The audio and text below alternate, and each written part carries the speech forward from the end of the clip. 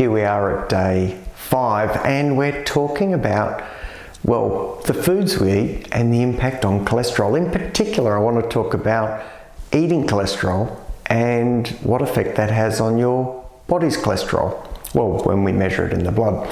And I also want to talk to you about what can push your cholesterol levels up or down. So, first of all, if your cholesterol's on the higher side, should you be eating eggs? Should you be eating prawns? Should you be eating liver? All these things are pretty high in cholesterol. Well, it turns out that one of the most significant guides to your cholesterol level is from your parents and your genetics. And we all have if you like, a regulator, a thermostat in our bodies that controls our cholesterol level. Now, that's not a surprise. The body controls all sorts of things. Temperature is a great example. If we get cold, our body senses that and starts us shivering. That all happens automatically. If we get hot, our body senses that and we start to perspire. Again, we don't think that, we don't make that happen. That happens automatically. That process of keeping your temperature at an equilibrium is called homeostasis. Well, the body does that for cholesterol as well.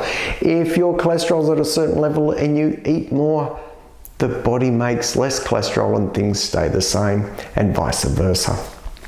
So eating cholesterol doesn't have a huge impact on your blood's cholesterol level, but what does is eating saturated fat. Saturated fat is the fat from animal products most commonly. So if you eat saturated fat, that actually changes some of the receptors in that process and tricks the body into making more cholesterol. So consumption of saturated fat, and in particular trans fats, will raise your cholesterol levels.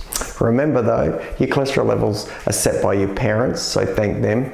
Saturated fats will push those cholesterol levels up. Trans fats are just a disaster, and eating cholesterol won't have a huge impact.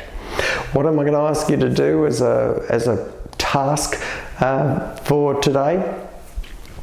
Try and avoid those processed foods with those trans fats in them. And what I would also like to do is ask you to lock in with today's podcast. There'll be more detail on that.